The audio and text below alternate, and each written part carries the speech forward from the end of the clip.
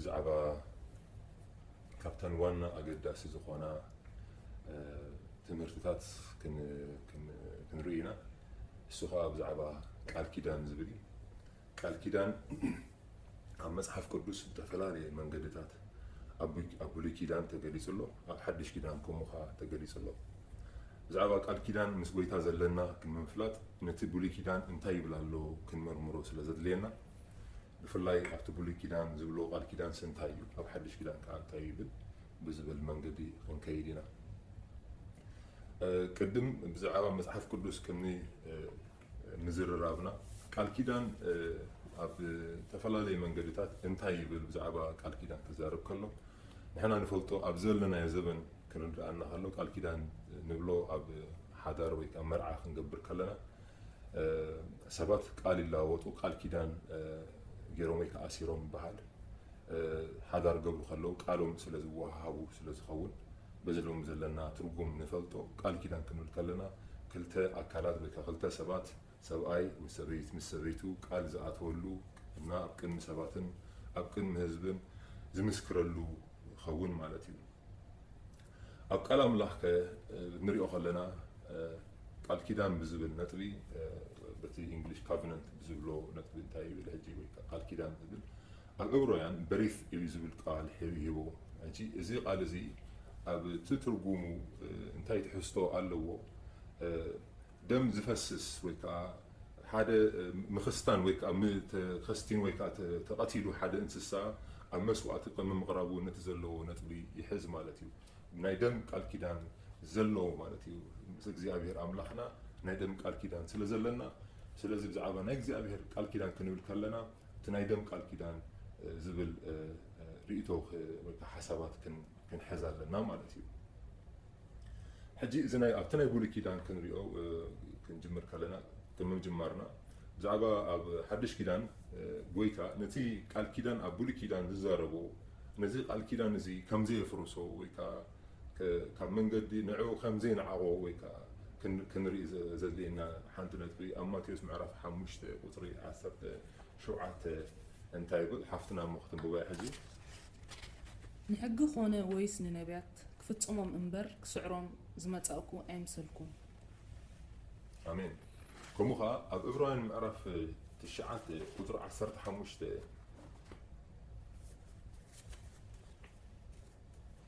بزي مخنيات إزي إيو كابت أب قدامي كيدان تقبر أبسا نمدحان زخون موت مسكونة بتوم تقوعات نتات تصفان يزل ألم بستم انت خرخبو إلو نسو ما كلاي حدش كيدان زخونة مبارا بزن كلتن تقصة كمان تبريك هلنا أب حدش كيدان نتي كيدان ماننت كيدان أبولي كيدان زلو تزاربو قال كيدان سقا حجون أب حدش كيدانون أخبيرون حيزوون نا يفتصمو ويك أدخل زفتصمون كا نرئي مالتي إبراهيم معرف شو مونت قطري شدش تقع تاسال سيتي تقصقنا نبلينا حجقنا نسو ما كلاي أب تحيش تسفى التسرته زبلت كيدانون كم زغنة كسع كندزي زبلت أقلقلوت رغبة آمين سلازي حدش كيدانون زعبا قال كيدان زلو منتنا يقولي كيدان زلو قال كيدان كم زارب زعبا قال كيدان مو إذا كم زارب نفلتينا ويتانا يس كريستوس مثلا قال كيدان بكريستوس يسوع لازم رخبنا مسك زي أبير أبونا كموها أبزي فنزارب كلنا نتبقل أبولي كيدان تزارب نتي زقلت أو قال كيدان أب حدش كيدانون يدقمون يخبرون كم زخونة نمقلات يزن تقصتات زن ببناية بار أب قال أملاخ قرب مسارتها ونتبقى نزارب زدلي أب قال أملاخ أب حدش كيدان زخونة تمرتي ويكا زخونة نتبقى نحت زاربو ويكا نحر تمرتي قالو أب ناتو مقلتي نرخبو أبولي كيداني نابنت بزعب همزة تقسنا هذا لنا بزعب قال كيدان حري الناس أبولي كيدان الله بزعب بيت مقدس نحري لنا أبولي كيدان كير الناس بيت مقدس انتهيبل كما يو رخيب وزلو بيت مقدس كما يزرزرو بزعب كهنات نحر أب حدش كيدان كهنات نحري زبلنا خوينو أب قال أملاخسي ويتا كهنات كم زقبرنا نحر ولالو كهننت أبولي كيدان كما يلو أو إلا بريد غوري كا يزقلصو أبولي كيداني مغلص يترخبو أو سلازي بولي كيدان ناي حدش كيدان مغلصي بتمجمريا مغلصي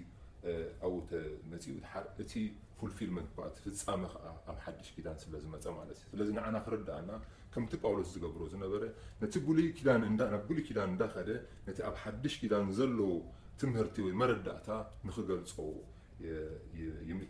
يتعمون يرو مالتي بوخ نرد عن خير مالتي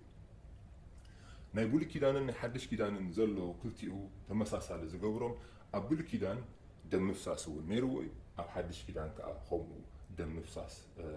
نيروي مالتي نمتى بقول أنا كريستوس دم كم زفس سو كم دم نعنا بدمه كم زعدق الناس اللي نبل مالتي ومخاصل الخونه قال كيدان أو كل تسبات ويك أو كل تأكلاتي في السم هذا ويك سمع خالو بتحاده كم تعانتو تقسكو أمونجو سبعين سبيتين خون خيري كم خا أمونجو كل تأكلات خون خير ويك بتاريخ كريو خلنا أمونجو يعقوبن لابانن قال كم استعاتوا نري كم خا أب حبرة سبون قال كيدان كم زعاتو نري كي ورا رس ويكا خي واجو وقف كي جبرو قال يعاتو مالتي حدي تقالهم كخبروا نري مالتي تقال كيدان أبزعوا قال كيدان زلوا مخنيات أبتنت بخنريو نمنتاي قال كيدان مقبر أدلينا نزل نتبخ المسخلنا كم زي تاسكو قاليو ناي نقدون سبات مرد أخويكا قالات يعاتو مالتي قال آتون النحديوم كمتي أب إياسو معرفت الشعاتة قطري سلسة تنحلنا هنرينا إياسو قا كما عينت قال كيدان كم زعاتو ناي كما عينت بروتكتد زخونة ملات مكل خالد قال كيدان كم زرخبة كنرئين المالتي مصحف إياسو معرف الشعاتة قطري سلسة سقع 10 حمشته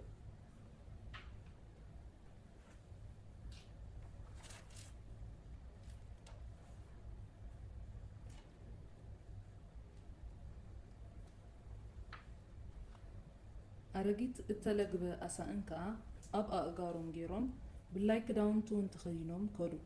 كله إنجيرا سنقوم دما زنقطن الترفرفن نبره ناب إياسو ناب تسفر أب جلجال كيدهم كا نقول نسب إسرائيل كابروح هجر زمتانا إنا حج دما مسانا كيدان أتو بلوم سب إسرائيل كا نهاويانن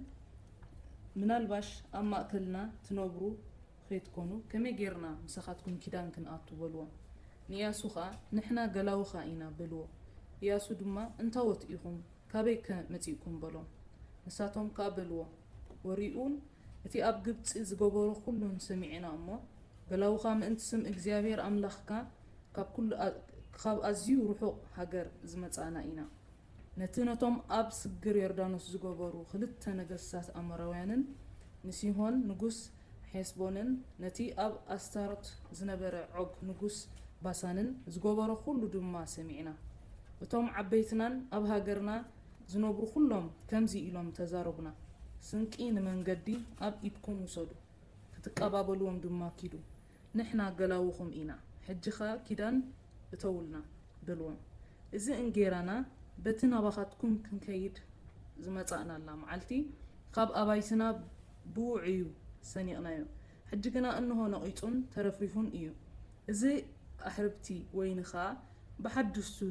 زتمالقنايو أنه تقديدو إذا خداونتنان أسأنان دما كاب منواح من قدي بلي شعو أتم سبات كاب تسنقوم وصدو نقف إكزيابير دما أي تيقون إياسو دما مساتاتهم سلام قبره بيوتهم حدقهم كيدان أتولهم شمامنت إتأخيباون محالولهم آمين أبزن ريو دلنا تقاليت نتبي ناي مكل خال ويكا عقبة زرخبولو كيدان كم زقبره إياسو مستم حزب نري ولكوا سوم كفرحة العلي كيموتي لهم نوعاتهم كتاللو ماكا كابرحو كم زمتو هامان كم زولوهم نرينا جن كابات العلي كاب زقيدان نزلت العلي إياسو بزقبر بسبن إياسو زهابوهم كيدان نتا كيدان كسبروا سلازي كقلو بقال أبكن مجزي أبهر سلازاتو وتقال كيدان نتهم هزبت يوم ንንውሕ ዘመናት ኣብ መንጎም ከም ዝሓዝዎም ኣብ መንጎም ከዓ ከም ዝነበሩ ንርኢ ማለት እዩ እዚ ካልኣይ ናይ ዕቑባ ወይ ከዓ ናይ ምክልኻል ኪዳን ንብሎ ማለት እዩ ናይ ኣብ ሰባት ዝተፈፀመ ህዝቢ እስራኤል ምስቶም ኣብኦም ኣካባቢኦም ዝነበሩ ህዝቢ ዝገበርዎ ማለት እዩ ካልእ ከዓ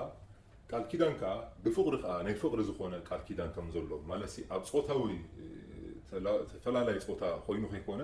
ወላ ኣብ ዕሩኽ እውን ቃል ከም ዝፍፀም ቃል ኪዳን ከም ዝፍፀም ንርኢ ምና ክልተ ጥቕሲ ከንብብ እቲ ሓንቲ ቀዳማይ ሳሙኤል ምዕራፍ 18 ኣብ ቁፅሪ 1 እስከ 4 ኣነ ከንብባዮ እሞ ብድሕሪኡ ከዓ ቀዳማይ ሳሙኤል ምዕራፍ 20 ቁፅሪ 16 17 ከዓ ከነንብባ ኢና ቀዳማይ ሳሙኤል ምዕራፍ 18 ቁፅሪ 1 እስከ 4 እንታይ ብል ኮነ ድማ ንሱ ምስ ሳኦል ዘረባኡ ምስ ወድአ ነፍሲ ዮናታን ምስ ነፍሲ ዳዊት ተኣሰረት ዮናታን ከዓ ከም ነፍሱ ገይሩ ፈተዎ ሳኦል ድማ በታ መዓልቲ እቲኣ ወሰዶ ናብ ቤት ኣቦኡ እውን ክምለስ ኣይፈቐደሉን ዮናታን ድማ ንዳዊት ከም ነፍሱ ገይሩ ስለ ዝፈተዎ ኪዳን ተኣታተው ዮናታን ከዓ እቲ ተኸዲንዎ ዝነበረ ባርኖስ ኣውፂኡ ንዳዊት ሃቦ ክዳውንቱ ድማ ክሳዕ ሰይፉን ቀስቱን ክሳዕ ቅናቱን ሃቦ ይብል ስጋ ቁፅሪ 4 ማለት እዩ ቁጥሪ ቀዳማይ ሳሙኤል ምዕራፍ 20 ቁጥሪ 16 17 ከዓ ከነንብባ ኢና እሞ ሽዑ ዮናታን እግዚአብሔር ካብ ኢድ ጸላእቲ ዳዊት ይደልዮ ኢሉ ምስ ቤት ዳዊት ኪዳን ኣተወ ዮናታን ድማ ንዳዊት ከም ነፍሱ ገይሩ ይፈትዎ ነበረ እሞ ስለቲ ዝነበሮ ፍቕሩ መሊሱ ኣምሓሎ ኣሜን ኣብዘን ክልተ ዘለዋ ጥቕስታት ክንሪአን ከለና ብዛዕባ እቲ ፍቕሪ ዝነበሮም ዮናታን ምስ ዳዊት ፍቕሪ ነይርዎ ወይ ከዓ ተሓላለዩ ነይሮም ከምዚ ኣብ ባህሊ ናይ ዓድና ንሰምዖ ፀፀር ቆርጢሞም እዮም ዝበሃል ብሓንሳእ ኮይኖም ነቲ ሓደ ተጥቂዕካዮ እቲ ሓደ እውን ይከላኸለሉ እዩ ስለ ዝበሃል ከምኡ ከዓ ክንሪኦ ከለና ዳዊትን ዮናታንን ዝነበሮም ቅርበት ሓያል ከም ስለ ዝነበረ ክልቲኦም ከዓ ቃል ከም ዝኣተዉ ከዓ መፅሓፍ ቅዱስ ከዓ ይነግረና ኣሎ ማለት እዩ ስለዚ ካብተን ጠቂስናየን ፀንሓና ንምንታይ ይግበር ቃል ኪዳን ዝብል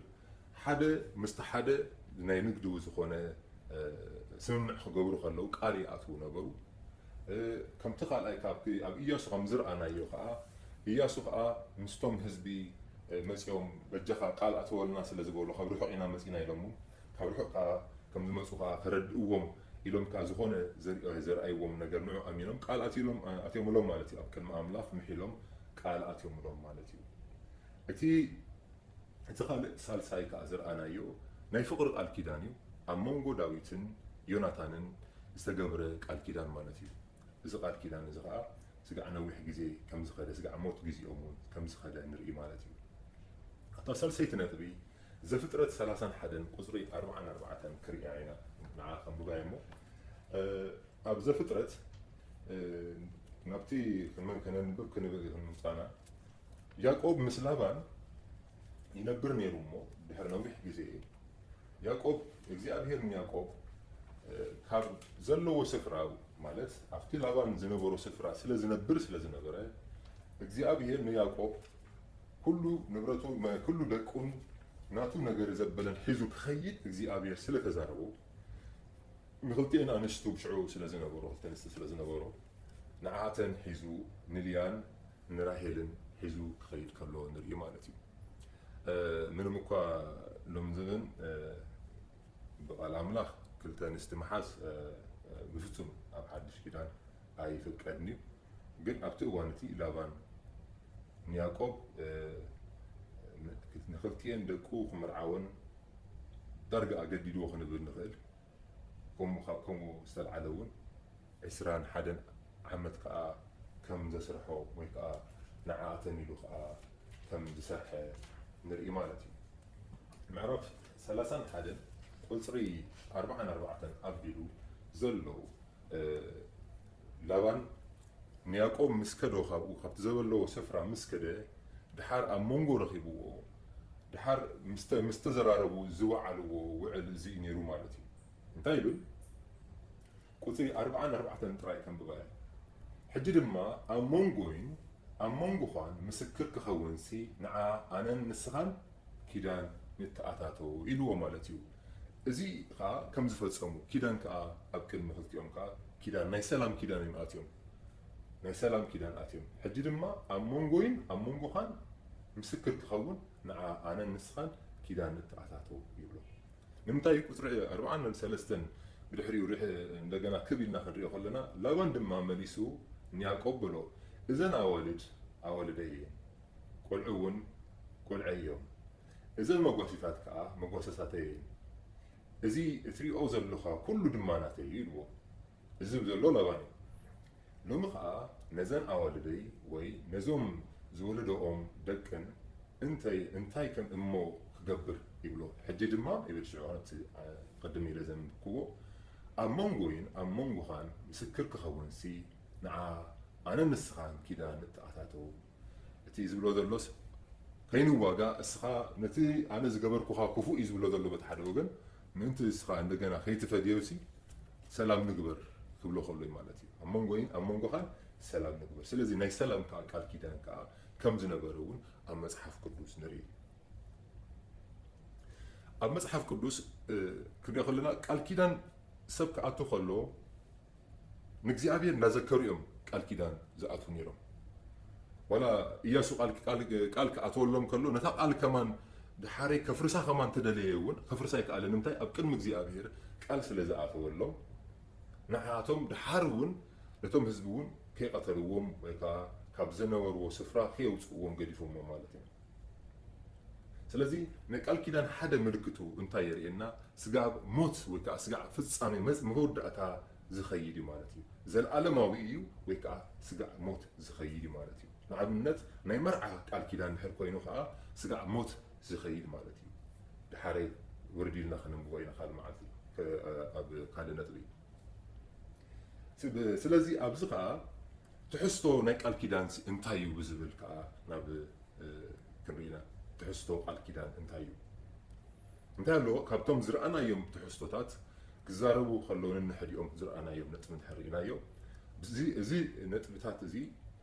ኣብ መንጎ ክልተ ኣካላት ሰባት እዮም ንርኢ ዘለና ግን እግዚኣብሔር ኣብ መንጎኦም ገይሮም ዝኣተውዎ ቃል ኪዳን እዩ ኣሜን ኣብ ዘፍጥረት 12 ክንርኢ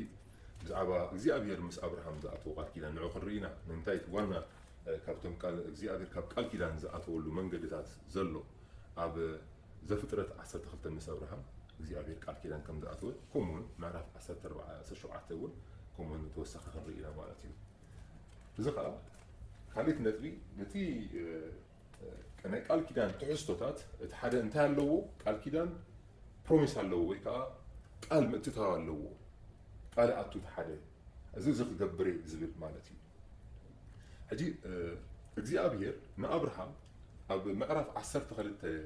ነንብባ ኢና ድሓር ከዓ ምዕራፍ 15 እውን ክነንብባ ኢና እሞ ምዕራፍ 12 ካብ ቁፅሪ 1 ክነንብባ እግዚኣብሔር ድማ ንኣብርሃም በሎ ካብ ምድርኻን ካብ ኣዝማድካን ካብ እንዳቦኻን ኣነ ናብ ዘርእየካ ምድሪ ኣቢልካ ውፃእ ንዓብዪ ህዝቢ ከዓ ክገብረካ ክባርኸካን ከዓ እየ ንስምካ እውን ክዕብዮ እየ ንበረኸት ድማ ክትከውን ኢኻ ንዝባርኹኻ ክባርኾም ንዘረግሙኻ ድማ ክረግሞም እየ ዓሌትካ ኩሎም ምድሪ ድማ በኣኻ ክባረኹ እዮም ኣብራም ከዓ ከምቲ እግዚኣብሔር ዝበሎ ኸደ ሎጥ ድማ ምስኡ ኸደ ይብል እግዚኣብሔር ንኣብርሃም ኣብዚ ተስፋ ሂብዎ ማለት እዩ ነቲ ዝሃቦ ወይ ከዓ ፕሮሚስ ዝሃቦ እንታይ እዩ ተስፋ ምናልባት ክንብሎ ንኽእል ኣብዚ እቲ ዝሃቦ ፕሮሚስ እዚ ክገብረልካ እየ ኣነ ከዓ ምስኻ ክኸውን እየ ህዝብኻ ክበዝሕ እዩ ኢልዎ ማለት እዩ እስኻ ዝባረኽካዮ ተባረኸ ክኸውን እዩ እስኻ ዘረገምካዮ ከዓ ንዓኻ ዘረገመ ከዓ ዝተረግመ ክኸውን ይብሎ ስለዚ ከዓ ኣብቲ መንገዲ ናይ ኣብርሃም ከዓ ከምኡ እግዚኣብሔር ንኣብርሃም ከም ዝባርኾ እና ፕሮሚስ ከም ዝኣተወሉ ንርኢ ማለት እዩ ከምኡውን ኣብ ምዕራፍ 15 እንድሕር ርኢናዮ ቁፅሪ 1 ድሕሪ እዚ ነገር እዚ ቃል እግዚኣብሔር ብራእይ ከምዚ ኢሉ ናብ ኣብርሃም መፀ ይብል ኣብርሃም ኣይትፍራሕ ዋልታኻ ኣነ እየ ዓስብኻ ኣዝዩ ክበዝሕ እዩ ኣብርሃም ከዓ ወእግዚአብሔር ጎይታ ኣነ ውሉድ ዘይብለይ እኸይድ ኣለኹ ወራሲ ቤተይ ክኸውን ድማ ንሱ ኣልዓዛር በዓል ደማስቆ እዩ እንታይ እሞ ክትበኒ ኢኻ በለ ኣብርሃም ከዓ ገለ ዘርኢ ኣይሃብካንን እንሆ ድማ ሓደ ኣብ ቤተይ እተወልደ ኮርሰኒ እዩ በሎ እንሆ ከዓ ቃል እግዚኣብሔር ከምዚ ኢሉ ናብኡ መፀ ኣይፋሉን ካብ ከስዕኻ ዝወፀ እዩ ዝወርሰካ እምበር እዝስ ኣይክወርሰካን እዩ ኢልዎ ማለት እዩ ንግዳም ኣውፂኡ ድማ ንሰማይ ጠምት ምቁፃሮም እንተትኽእል እንተኾንካስ ከዋኽብቲ ቁፀር በሎ ዘርእኻ እውን ከምኡ ክኸውን እዩ በሎ ስለዚ እዚአን ነጥቢ እዚአን ንሪአን ዘለና እግዚኣብሔር ንኣብርሃም ዝሃቦ ተስፋ ወይ ከዓ ፕሮሚስ ሂብዎ ማለት እዩ ዝኣትወሉ ፕሮሚስ ስለዚ ኣብ ቃል ኪዳን ፕሮሚስ ምእቲ ትተዋሃሉ ማለት እዩ እቲ ሓደ እቲ ፕሮሚስ ከምዚ ክሓሉ ይበሃል እግዚኣብሔር እቲ ላዕለዋይ ስለ ዝኾነ ኣብ መንጎ ኣብርሃምን ኣብ መንጎ እግዚኣብሔርን እግዚኣብሔር እቲ ፕሮሚስ ዝኣትወሉ ነይሩ ንምንታይ እቲ ዝኸበረ ወይ ከዓ እቲ ዝለዓለ ስለ ዝኾነ ከምኡ ከዓ ኣብ ልውውጥ ክንርኢ ከለና ስምምዕ ክገብሩ ከለዉ ከምቲ ኢያሱ ምስቶም ህዝቢ ኣይተቕተሉና ንሕና ካብ ርሑቕ ኢና መፂና ደኺምና ኣለና ምስ በልዎም ነቲ ተስፋ ክህብዎም ዝኽእሉ ኢያሱ እዩ ተስፋ ሂብዎም ኣይንቐትለኩምን ኢና ምሳና ክትኮኑ ኢኹም ኢሎሞ ማለት እዩ እቶም ላዕለዎት ዝኾኑ ኣፐር ሃንድ ዝኾኑ ህዝቢ እንታይ ይብል ሕራይ ነፃ ክንገድፈኩም ኢና ሕራይ እዚ ዕዳኹም ነፃ ክንገብሮ ኢና ክብሉ ዝኽእሉ እቶም ዕዳ ዘለዎም ወይ ከዓ እቶም ብላዕለዋይ ዝኾኑ ህዝቢ ወይ ከዓ ሰብ እዩ ወይ ከዓ ኣብ በዚ ናይ እግዚኣብሔር ክሪኢ ከለና እግዚኣብሔር ላዕለዋይ ስለ ዝኾነ እግዚኣብሔር ከዓ ንኣብርሃም ኣነ ከም ዝገብረልካ እየ ዝብሎ ዘሎ ኣብርሃም ንእግዚኣብሔር ዝህቦ ሓደ ነገር የለን ወላ ንሕና እውን ሕጂ እግዚኣብሔር ቃል ክኣትወልና ከሎ ንሕና ንእግዚኣብሔር ንኸፍሎ ንሕና ንእግዚኣብሔር ስለዝኣተኻለ ኢልና ንገብሮ ንእግዚኣብሔር ምስቲ ንእግዚኣብሔር ዝሃበና ዝመጣጠን ኣይኮነን ስለዚ ቃል እግዚኣብሔር ቃል ኪዳን ክኣቱ ከሎ ንሕና ዘለና ትሕዝቶ ስለ ዝደለዮ ይኾነ እግዚኣብሔር ብወዲ ገይሩ ክድሕነና ስለ ዝደለየ እግዚኣብሔር ንዓና ኣው ከሎ በቃ ከምኡ ኢሉ ስለ ዝደለየና ጥራይ እዩ ምክንያት እውን የብሉን ካባና ዝረኽቦ ረብሓ ሃልይዎ ኣይኮነን ስለዚ ኣብዚ ክልቲኡ ናይ ተስፋ ምልውዋጥ ወይ ከዓ ፕሮሚስ ኣለዎ ካብቲ እቲ ናይ ፕሮሚስ ነጥቢ ከዓ እቲ ተስፋ ዝተኣታትውዎ እንታይ እዩ ሓንቲ ኣብኣ ዲክሌሬሽን ኣለዎ ወይ ከዓ ኣዋጅ ኣለዎ እቲ ሓደ ነቲ ሓደ ኣዋጅ ወይ ከዓ ዲክሌር ይገብር ይዛረብ ነቲ ኣነ ከምዚ ክገብር እየ ዝብሎ ኣብ ቅድሚ ሰብ ድዩ ኣብ ቅድሚ እግዚኣብሔር ኣብ ቅድሚ ነቲ ሰብ ኣብ ቅድሚኡ ይምስክር ማለት እዩ ከምዚ ክገብር ኢሉ ከዓ እግዚኣብሔር ንኣብርሃም ከም ተዛረቦ ንርኢ ተወሳኺ እውን እግዚኣብሔር ምዕራፍ ዘፍጥረት ምዕራፍ 9 ቁፅሪ 12 ክንርኢ ኢና እግዚኣብሔር ዝኣትዎ ከምኡ ተስፋ ወይ ከዓ ፕሮሚስ ኣብ ኖህ ክንርኢ ኢና እሞ ሕፅር ክንብል ምእንቲ ኣብ ቁፅሪ 12 ኣምላኽ ከዓ በለ ነቲ ኣብ መንጎይን እንታይ ይብል ኣሎ ነቲ ኣብ መንጎይን ኣብ መንጎኹምን ኣብ መንጎ እቲ ምሳኻትኩም ዘሎ ኩሉ ህያው ነፍስን ንዘለዓለም ዝገብሮ ኪዳን ምልክቱ እዚ እዩ ቀስተይ ኣብ ደበና ከንብር ኣለኹ ንሱ ድማ ነቲ ኣብ መንጎ ምድርን ዘሎ ኪዳን ምልክት ክኸውን እዩ ይኸውን ከዓ ደበና ኣብ ልዕሊ ምድሪ ምስ ዘዳባኑ ኣብቲ ደበና ድማ ቀስቲ ክረአ እዩ ነቲ ኣብ መንጎይን ኣብ መንጎኹምን ኣብ መንጎ እቲ ኣብ ኩሉ ስጋ ዘሎ ኩሉ ህያው ነፍስን ዘሎ ኪዳነይ እዝክር ደጊምሲ እቲ ንኩሉ ስጋ ዝጥፍእ ማይ ኣይክኸውንን እዩ እቲ ቀስቲ ድማ ኣብ ደበና ክኸውን እዩ ኣነ ከዓ ነቲ ኣብ መንጎ ኣምላኽን ኣብ መንጎ እቲ ኣብ ምድሪ ዘሎ ኣብ ኩሉ ስጋ ዘሎ ኩሉ ህያውን ነፍስን ኩሉ ኪዳን ዘለዓለም ምንቲ ክዝክር ክርዮ እየ ይብል እግዚኣብሔር ይመስገን ከምኡ ከዓ እግዚኣብሔር ምስ ኖህ ከዓ ዝኣተዎ ቃል ኪዳን እንታይ እዩ ዝሃቦ ፕሮሚስ ወይ ከዓ ተስፋ እንታይ እዩ እዚ ኣይክገብሮን እየ ድሕሪ ሕጂ ኣይከምፃልካን ኢልዎ ኖህ ግን ከምዚ ኣየምፃልካኒ ወይ ከምፃልካ ኣይበሎን زبلون تايو እግዚአብሔር ንኖህ ተስፋ አትይዎ ዝለዓለዋ እዩ ኩሉ ግዜ ዝበዝሐ ተስፋ ዝኣቱ ዝለዓለዋ ዝኾነ ማለት እዩ ኣብ መንጎ ሓዳር ክኸውን ከሎ ናይ ክልቲኦም ሰባት ስምምዕ ኣለዎ ማለት እዩ ኣብ መንጎ ሓዳር ኮይኑ ክልቲኦም ሰባት ስለ ዝኾኑ እታ ሰበይቲ ኣነ እሙን ክኸውን እየ ትብል እቲ ሰብኣይ ከዓ ኣነ እሙን ክኸውን ኢሉ ትሕዝቶኦም ብሓንሳእ ዘቕርቡ እቲ ሓደ ነቲ ሓደ ላዕለዋይ ኮይኑ ከም ዘይኮነ ንርኢ ማለት እዩ ንምንታይ እግዚኣብሔር ኣይኮነን ኣብዚ እግዚአብሔር ኣብ ቅድሚ እግዚአብሔር ኢና ንኣቱ ተስፋ ማለት ቃል ንኣቱ ዘለና ዲክሌር ንገብር ዘለና ኣዋጅ ኢና ንእውጅ ዘለና ማለት እዩ ተወሳኺ እዛ ቀዳመይቲ ነጥብ ፕሮሚስ ኣለዎ ወይ ከዓ ተስፋ ምእትትታው ኣለዎ ኢልና ኣለና ተኻልኣይቲ ከዓ ውዕል ኣለዎ እቲ ናይ ውዕሉ ነጥቢ ከዓ ሕጂ ንኣብነት ኣብ ኢያሱ ምዕራፍ 1 ቁጥር 7 8 ስጋዕ 9 ክንሪኦ ኢና ውዕል ዘለዎ ናይ ኣብ ቃል ኪዳን ሕጂ ከምቲ ናይ መርዓ ዝበልናዮ ዋላ ቃል ኪዳን ይኹን እምበር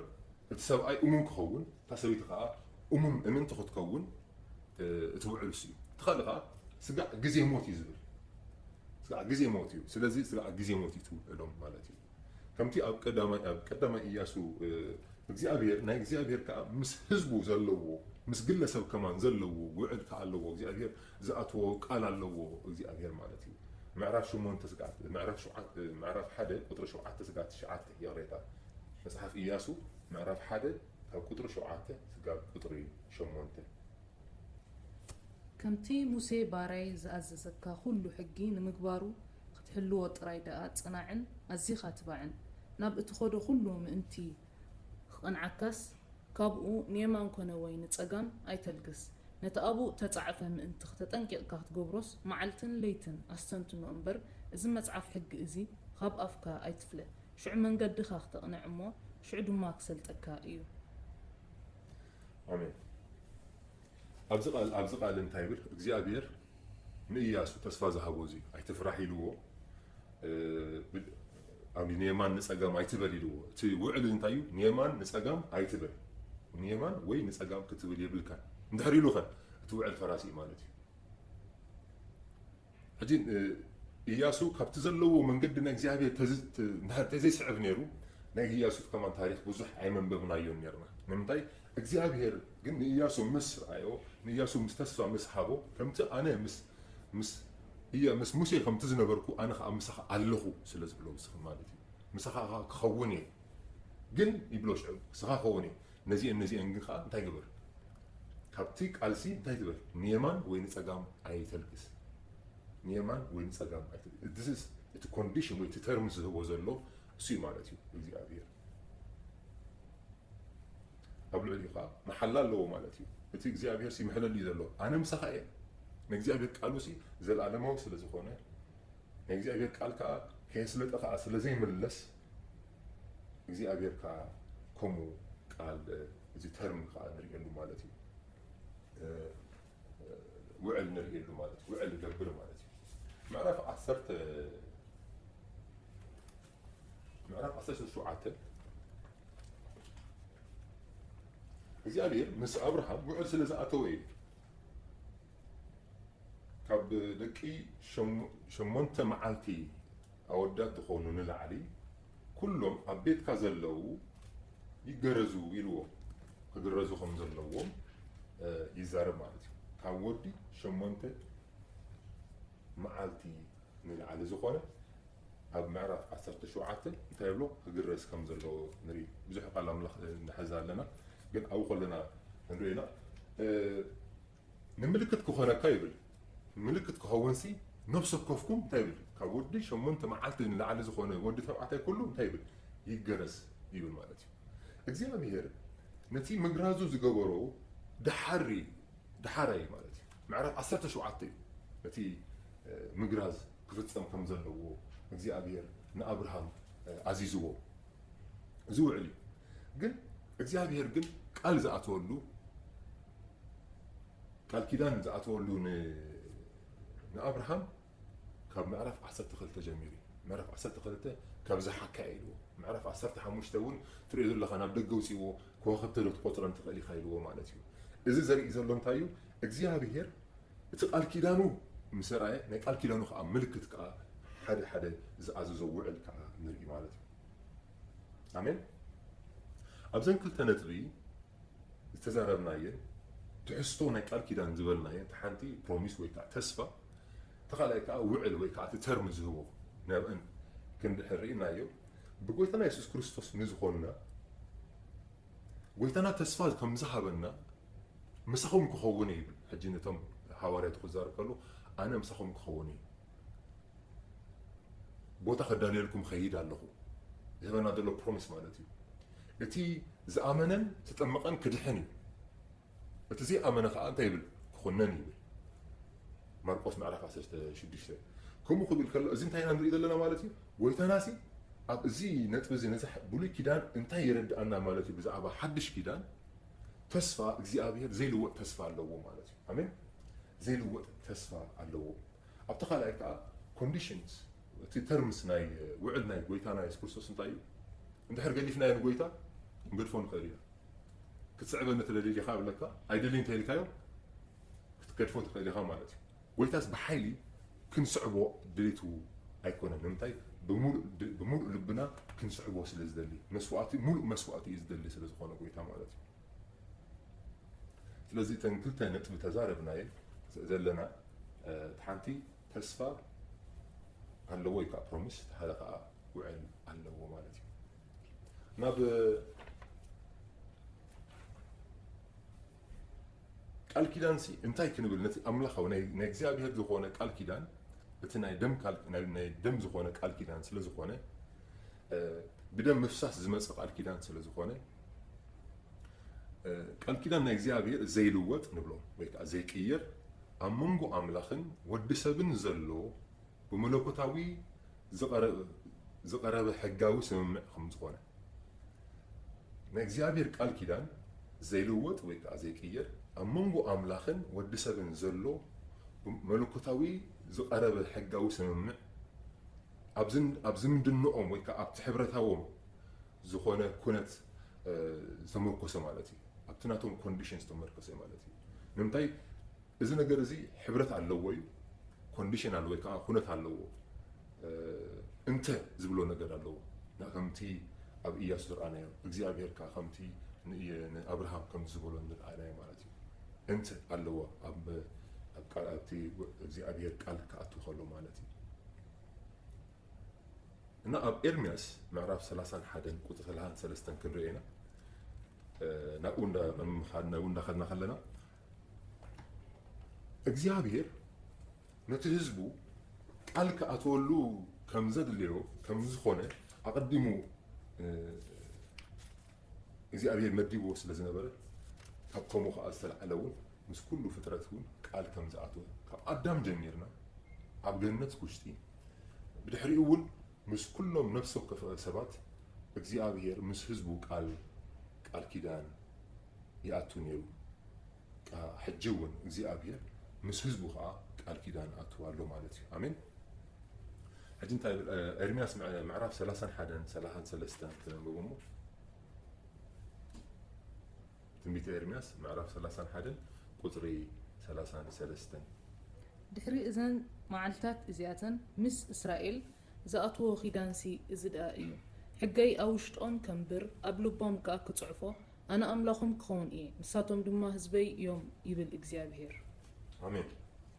ልክዕ እዛ ቃል እዚኣ እውን ኣብ ካልኣይ ቆሮንጦስ ምዕራፍ 6 ቁጥሪ 16 ላ ማለት ይጥቀስ እያ እንታይ ይብል እግዚኣብሔር ሲ እሱ ኣምላኽና ክኸውን ድሌቱ ምዃኑ እግዚኣብሔር ኣነ ኣምላኹም ክኸውን እሶም ከዓ ህዝበይ ክኾኑ እዮም ይብለና ማለት እዩ ከምቲ እግዚኣብሔር ምስ ኣብርሃም ዝኣትዎ እቲ ቃል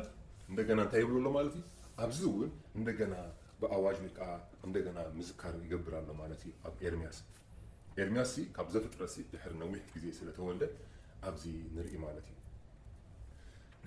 ስለዚ ኩሉ ሰብ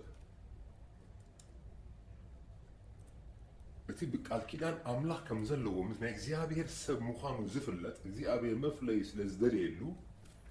ኣብቲ ምዕራፍ 17 ካብ ቁጥሪ 1 እስካብ 14 እንድሕር ኢናዮ እግዚአብሔር ብፍላይ ቁጥር 10 ቁጥር 14 ከንብወይ እግዚአብሔር ንአብርሃም ዝኣዘዘው ትእዛዝ ከሪና ምዕራፍ زفطرت معرف 17 كاب قطر حدا سغا 14 كله تنببنا صبغي نحج ግን ቁጽሪ 10 حدا كننبغنيا እቲ ኣብ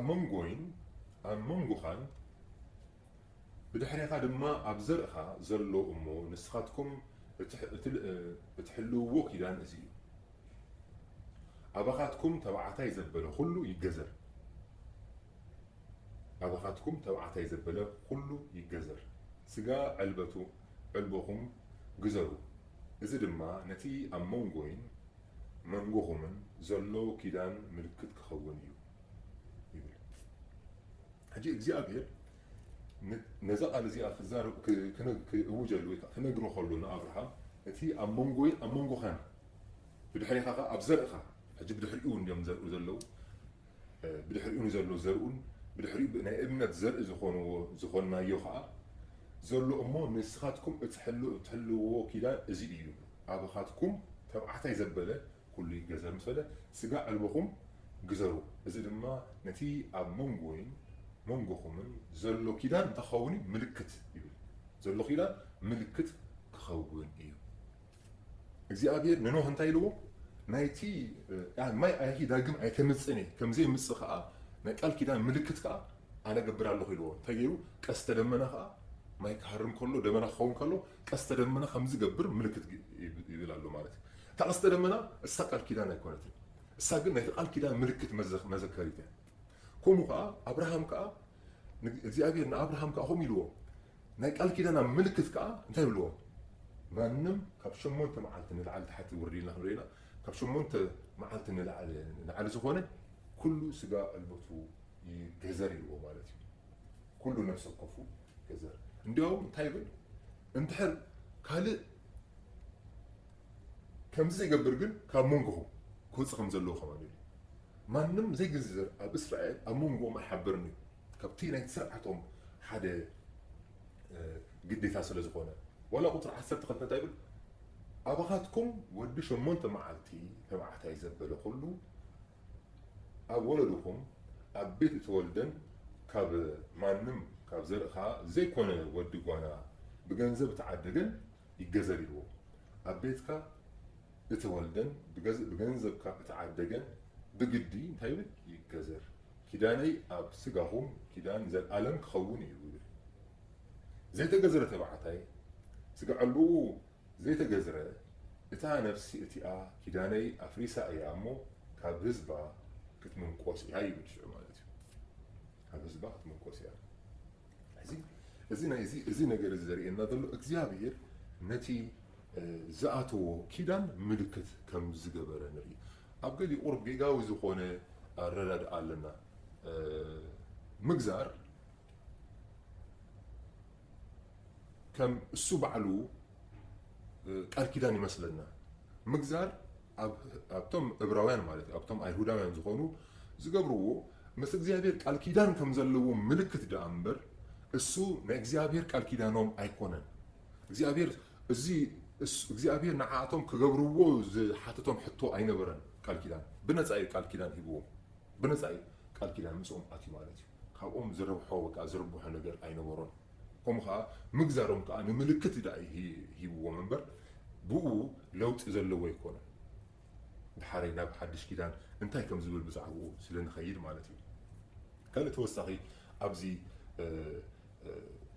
ክዛረቦ ዝደሊ እንታይ እዩ ምግዛር ወይ ከዓ ኣብዚ ዘመንና እዚ ካልእ ሰብ እውን እንታይ ብሎ ምኽንሻብ ዝብልዎ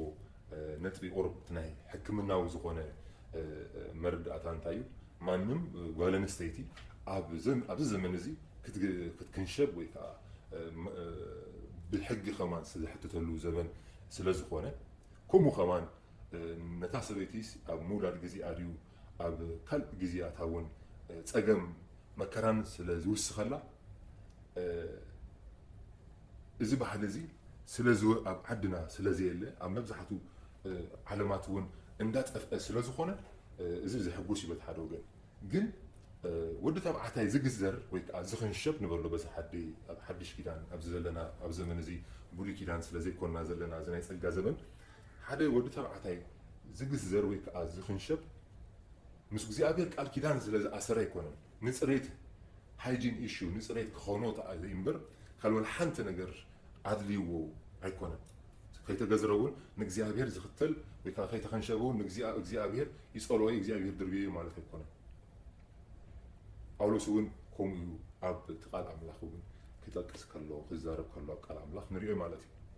እቲ ምግዛርሲ እንታይ ትርጉም ኣለዎ ስለ ዝበሎ ተደሊኹም ሲ ኩልኹም ስጋ ኩሉ ዝተቆረፁ ከማን ይብል ማለት እዩ ጳውሎስ ምስቶም ህዝቢ ነቲ ሰብቲ ክሰገድድዎ ስለ ዝነበሩ ማለት እዩ እዚኣ ዋላ ጓል መንገዲ ዳ ይዛረብ ብዛዕባ እታ ቃል ኣምላኽ ንዝኸዳ ዘለና ግን ኣብ ሕብረተሰብና ጓል ኣንስተይቲ ክትግዘር ቅቡል ኣይኮነን ብሕክምና እውን ቅቡል ኣይኮነን ዘኽስስን ዋላ ዝእስሩን እዩ ኣብ ተፈላለዩ ሕብረተሰባት ማለት እዩ ንምንታይ ነታ ጓል ኣንስተይቲ ኣብ ዕቤት ግዚኣ ስለ ፀገም ሕክምናዊ ዝኾነ ሜዲካል ኮምፕሊኬሽን ስለ ዘምፅኣላ ኣብ ግዜ ሕርሳ እውን ካልእ እውን ብዙሕ ፀገም ስለ ዘለዋ ኣድላይ ኣይኮነን ስለዚ ብኸምኡ ከዓ ጠጠው ኢሉ ኣሎ በዚ ከዓ ፅቡቕ ስጉምቲ እዩ ይብል ንምንታይ እቶም ተገዘሪ ዝብልዎ ወይ ከዓ ተኸንሸቡ ዝብልዋ እውን እሶም ባዕሎም ዝውስንዎ ዘለዎ እምበር ባዕላ መወሰነቶ ተደለሊ ቆልዓ ግን ባዕላ ክትውስን ስለዘይትኽእል እዚ ጭካነ እዩ ተባሂሉ ከማን ኣብዚ ዘመን እዚ ዝፍለጥ ወይ ከዓ ዝንገር ስለዚ ኣብ ሕብረተሰብና ዋላ ክርስትያናት ተኮይንና ከምኡ ክንገብር የብልናን እቶም ከምኡ ዝገብሩ ከዓ ኢዳዎም ክብልዎም ማለት እዩ ንምንታይ ሕጊ እውን ይሕትቶም እዩ ኣብ ልዕሊኡ ከዓ ነታ ሰብ እውን መከራ ምምፃእ ማለት እዩ ፀገም እዩ ዘምፅእ ኣላ ኣብ ቃል ኣምላኽ ግን ምንም ነገር ነታ ሰበይቲኣ ረብሓ ዘምፅኣላ በረኸት ዘምፅኣላ የብላን ስለዚ እዚ ነገር እዚ ጠጠው ክብልሲ ፅቡቕ እዩ ይብል ማለት እዩ ንኣብነት ኣብ ሮሜ ምዕራፍ 2 ብዛዕባ እዚኣ ጥቕሲ ንምንታይ ከምኡ ኢልካ እንድሕር ዝብል ሕቶ ኣለኩም ኣብዚኣ ምዕራፍ 2 ቁፅሪ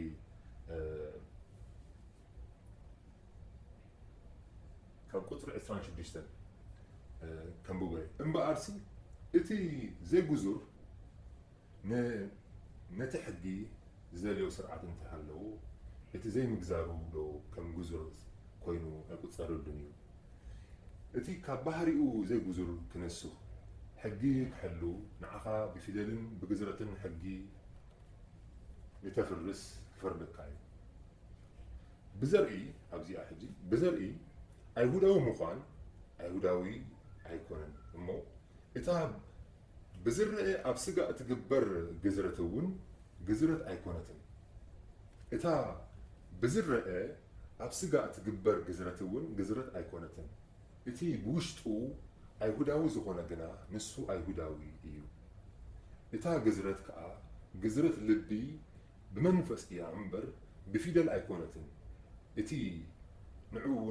ንዕውን ዶ ካብ ኣምላኽ እዩ እምበር ካብ ሰብ ኣይኮነን እቲ ንእዶ እውን ካብ ኣምላኽ እዩ እምበር ካብ ሰብ ኣይኮነን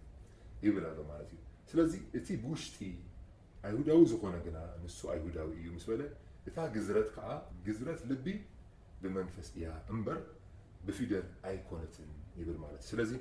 ኣንኳይ ጓል ኣንስተይቲ ወዲ ተባዕታይ ከማን ግዝረት ድዩ ምኽንሻብ ድዩ ኮይኑዎሲ ብኡ ረብሓ ካብ ጎይታሲ ናይ ጎይታ ሰብ ክኸውን ኣሎ በታ ምክንያት እቲኣ ናይ ጎይታ ሰብ ኮይኑ ክብሎ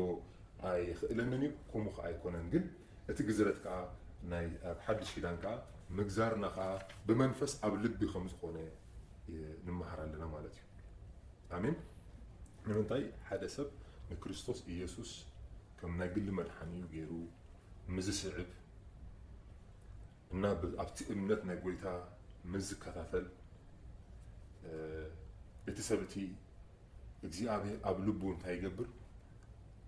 ልቡ ብመንፈስ ይግረዝ ማለት እዩ ንምንታይ እቲ ዝነበሮ ናይ ሓጢኣት ድሌት ናይ ሓጢኣት ትምኒቱ እንታይ ይኸውን ካብ ልዕሊኡ ይቆርፀሉ ማለት እዩ ከምቲ ቀደም ሓጢኣት ገብር ከሎ ባህ እንዳበሎ ዝገብር ሕጂ ግን ሓጢኣት ከማን እንተገበረ ከማን እንታይ ይኸውን ውሽጡ ይስምዖ ክገብር ከም ዘይብሉ ከማን እንታይ ክገብሮ ይጅምር ማለት እዩ ክስምዖ ወይ ከዓ ነብሱ ክትምስክረሉ ትጅምር تزجبرا نجوي كات سفصوم ولا زرباون نحدا سب كفو كمان نحر إلى تزاريبو عوشتو يسمعوا تزارب كواس كفو مخانو نوشتو ننقرو قدم سولوش زغونه ويكا نفساو زغونه امرو هلو خدي مسكون غستو اقيميو خبر خدي حجين بمنفسو جن غويتا نغزابير منفس جن عوشتو انتايبلو مالتيو نتا زجبرا تخكل زي مخانو كم زردو قلص يغبرلو مالتيو ስለዚህ بمنفس قبل بناينا نقرس مالتي